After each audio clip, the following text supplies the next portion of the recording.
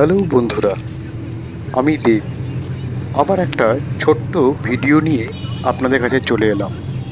আপনারা আশা করি সবাই ভালোই আছেন। ট্র্যাভেলার্সদের সবথেকে প্রিয় শীতকাল প্রায় আসন্ন। আপনারা সবাই শীতের প্ল্যানগুলো সেরে রাখছেন তো? আমাদেরও কিন্তু টুকটাক কাজ চলছে। তো তার মধ্যেই হালকা একটা কলকাতায় শীতের আমেজ দেখা গেছে। এই সুযোগে আমরা একটু ছোট্ট ট্যুর করে চলে এলাম বর্ধমান থেকে। সকালবেলায় বেরিয়ে পড়লাম গাড়ি নিয়ে সেই চেনা পরিচিত নিবেদিতা সেতু দিয়ে। আর নিবেদিতা সেতু মানেই মা ভবতারিণী দক্ষিণেশ্বরের মন্দির, তাই মাকে প্রণাম না জানিয়ে যাওয়াটা একদমই উচিত নয়। আজ 15ই নভেম্বর। সকালবেলায় গাড়ি নিয়ে যাওয়ার সময় রাস্তা অনেকটাই ফাঁকা পেয়েছি, সঙ্গে একটু মেঘলা ওয়েদারও ছিল। তবে শীতের আমেজ কিন্তু বেশ টের পাচ্ছিলাম।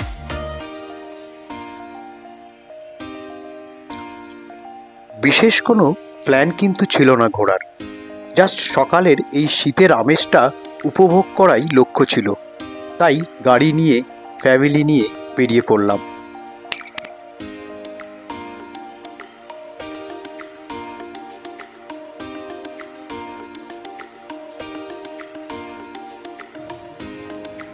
দেখতে দেখতেই ডানকুনি টোল প্লাজা চলে এলো।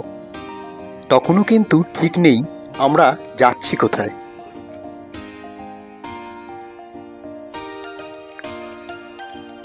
গাড়ি ডানকুনি টোল প্লাজা পার করার পর থেকেই শুরু হয়ে গেছে ভাবনা যে কোথায় যাওয়া যায়। তো আজকে কিন্তু বন্ধুরা সঙ্গে বাবাও ছিল।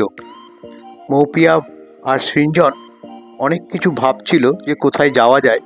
তখন বাবা হঠাৎ বলে উঠল, যাচ্ছি যখন তখন শক্তিগড়ের উপর দিয়ে গেলে শক্তিগড়ের বিখ্যাত ল্যাংচা খেয়ে দেখা যেতে পারে।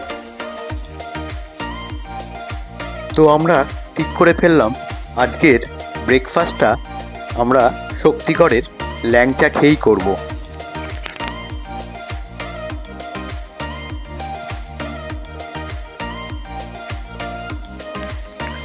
ডানকুনির পর থেকেই যেন পরিবেশটা একটু অন্যরকম হয়ে উঠল। দুদিকে শুধু ধানের ক্ষেত আর অপূর্ব সবুজে সবুজ মাঠ।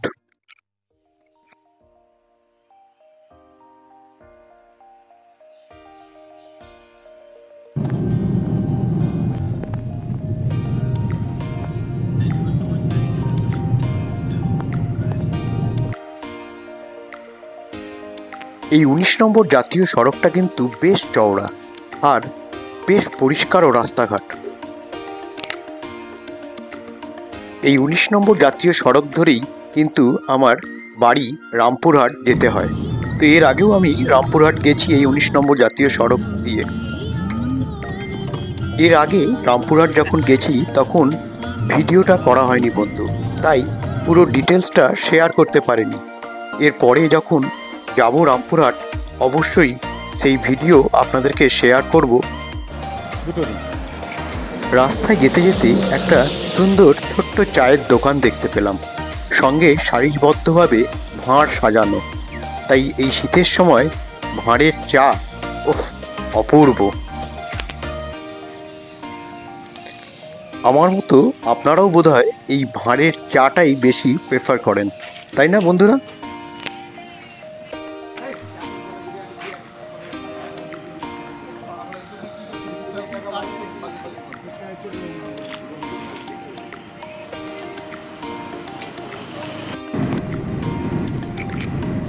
এরকম সুন্দর রাস্তা আর এরকম একটা ওয়েদারের মধ্যে দিয়ে গাড়ি চালিয়ে নিয়ে যেতে সত্যি খুব ভালো লাগে। এই জন্যই তো কলকাতা থেকে একটু দূরে বেরিয়ে যাওয়া। ভ্রমণপ্রিয় মানুষদের কাছে এটাই সবথেকে বড় পাওনা।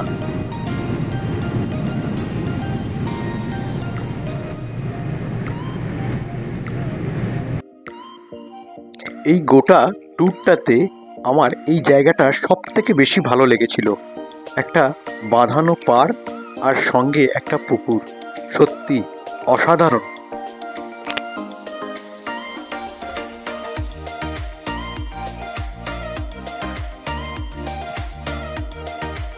আজকাল এই ব্যস্ত শহরে জীবনে এই ফিলিংসটাই মিস করি আমরা সবাই।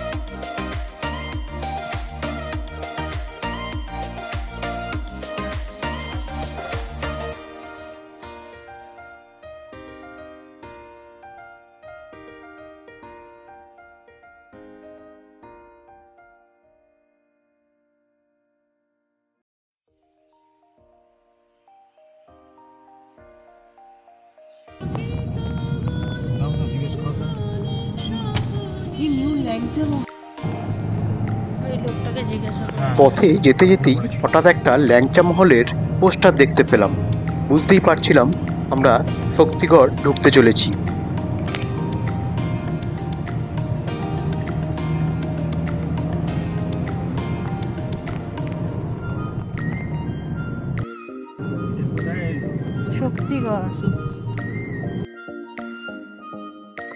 সারিবদ্ধভাবে শুধু ল্যাংচা হাট, ল্যাংচা স্টেশন, ল্যাংচা মহল দেখতে দেখতে আমরা এগিয়ে যাচ্ছিলাম।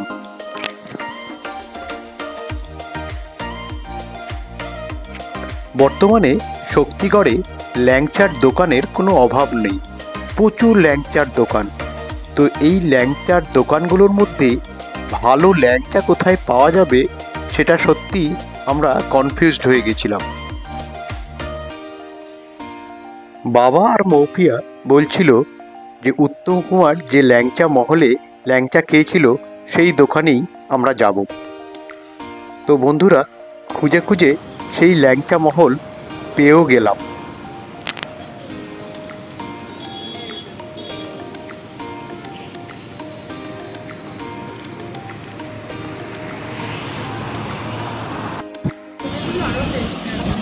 তো ল্যাংচা তো আর শুধু খাওয়া যাবে না, সঙ্গে গরম গরম পুরি আর ঘুগনি, ওহ জমে উঠেছিল পুরো।